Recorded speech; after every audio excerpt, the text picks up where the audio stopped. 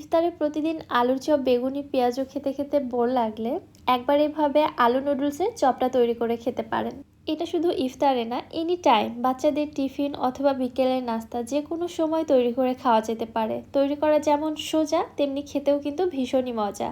আসসালামু আলাইকুম everyone, welcome back to my channel. এই আলু নুডলসের চপটা তৈরি করতে খুব একটা বেশি উপকরণ লাগে না, খুবই সামান্য উপকরণে তৈরি করা যায় ঝটপট। আর এটা খেতে কিন্তু ভীষণই মজা, উপরটা ক্রিস্পি এবং ভেতরে আলুর নরম পুরে ঠাসা, জাস্ট খেতে অসাধারণ। চলুন রেসিপি দেখে আসি। বিসমিল্লা। ফার্স্টে এখানে আমি 3 থেকে 4টি মিডিয়াম সাইজের আলু খোসাটাকে ছেড়ে নিয়ে ছোট টুকরো করে কেটে সেদ্ধ করে নিয়েছি।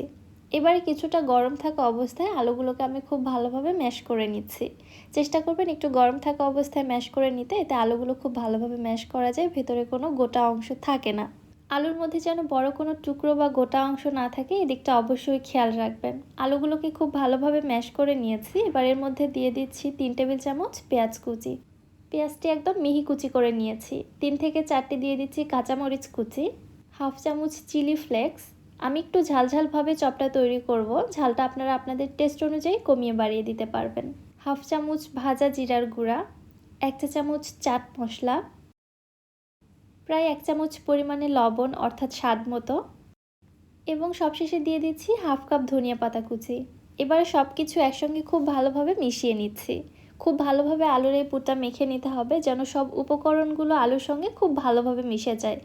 এছাড়া কোথাও কিছু জমাট বেঁধে থাকলে বা দলা বেঁধে থাকলে চপটা খেতে ভালো লাগবে না।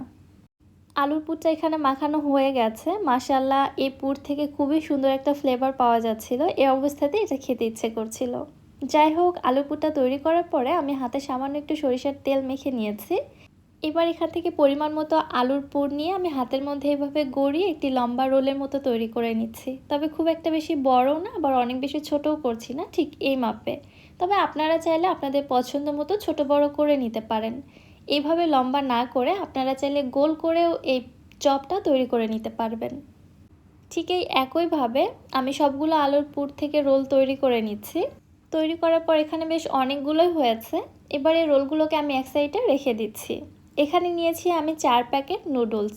এখানে যে কোনো নুডলস নেওয়া যেতে পারে, তবে নুডলসের প্যাকগুলো কিন্তু আমি আগেই খুলে ফেলবো না। এই প্যাকের মধ্যে থাকা অবস্থাতেই নুডলসগুলোকে এইভাবে বাড়ি দিয়ে দিয়ে ভেঙে নিতে হবে, মানে অনেকটা ঝুরঝুরে করে নিতে হবে। নুডলসগুলো আস্ত থাকলে এই চপটা তৈরি করা পসিবল হবে না। আমি একটি রুটিবেলা বেলুনের সাহায্যে এইভাবে ভেঙে নিচ্ছি, তবে আপনারা আপনাদের সুবিধা মতো ভেঙে নিতে পারেন। তবে খেয়াল রাখতে হবে অনেক বেশি জোরে আবার এখানে প্রেসার দিয়ে বাড়ি দেওয়া যাবে না, তাহলে আবার নুডলসগুলো ভেঙে একদম গুঁড়া গুঁড়া হয়ে যাবে। এখানে জাস্ট নুডলসগুলোকে ভেঙে ছোট টুকরা করে নিতে হবে। এবার প্যাকেটগুলো খুলে আমি নুডলসগুলোকে আলাদা করে নিচ্ছি। ভেতরে যে মশলার প্যাকেটটা রয়েছে ওটাকে আমি আলাদা করে রেখে দিলাম, পরবর্তীতে এটা আমাদের প্রয়োজন পড়বে। অন্য একটি মিক্সিং বলে নিয়ে নিচ্ছি 1 কাপ ময়দা। এবার আলাদা করে রাখা নুডলস প্যাকের মশলাগুলো এর মধ্যে দিয়ে দিচ্ছি।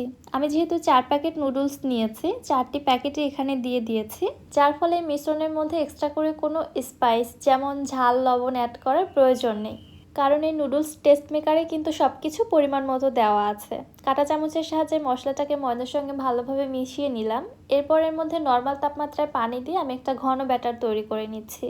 তবে পানিটা একবারে ঢেলে দিব না, অল্প অল্প করে দিয়ে একটি ঘন ব্যাটার তৈরি করে নিতে হবে। পানিটা একবারে ঢেলে দিলে যেটা হবে, ব্যাটারটা কিন্তু পাতলা হয়ে যেতে পারে। তবে ব্যাটারের মধ্যে কোনো লাম্পস বা বড় টুকরো থাকলে তাতে কোনো অসুবিধা নেই, জাস্ট এরকম একটা ঘন ব্যাটার তৈরি করে নিলেই এনাফ। এবার আগে থেকে যে আলুর রোলগুলো আমি তৈরি করে রেখেছি, ওইখান থেকে একটি করে রোল নিয়ে এই ব্যাটারের মধ্যে উল্টে পাল্টে কোট করে নিচ্ছি। এবারে কাঁটা চামচের সাহায্যে রোলটিকে উঠিয়ে নিয়ে এক্সট্রা ব্যাটারটি ঝেড়ে ফেলে এই রোলটিকে আমি সরাসরি ভেঙে রাখা নুডলসের মধ্যে কোট করে নিচ্ছি। খুবই আলতো হাতে করতে হবে, এখানে চাপাচাপি বা জোড়াজুড়ি করার কিছু নেই। এভাবে আলতো করে চেপে দিলে খুব সুন্দরভাবে এটা কোট হয়ে যায়। দেখতে কত বেশি লোভনীয়, তাই না? একইভাবে আমি সবগুলো রোলই তৈরি করে নিয়েছি। মাশাআল্লাহ, এগুলো অনেক বেশি লোভনীয় হয়েছে। এগুলোকে আপনারা সংরক্ষণ করবেন কিভাবে সেটাও দেখিয়ে দিচ্ছি। ঠিক এই অবস্থায় আলুর চপগুলোকে একটি জিপলক ব্যাগে নিয়ে মুখটা বন্ধ করে ডিপ ফ্রিজে রেখে দিব। এভাবে এগুলোকে সংরক্ষণ করে রেখে দেওয়া যাবে 1 থেকে 2 মাস পর্যন্ত।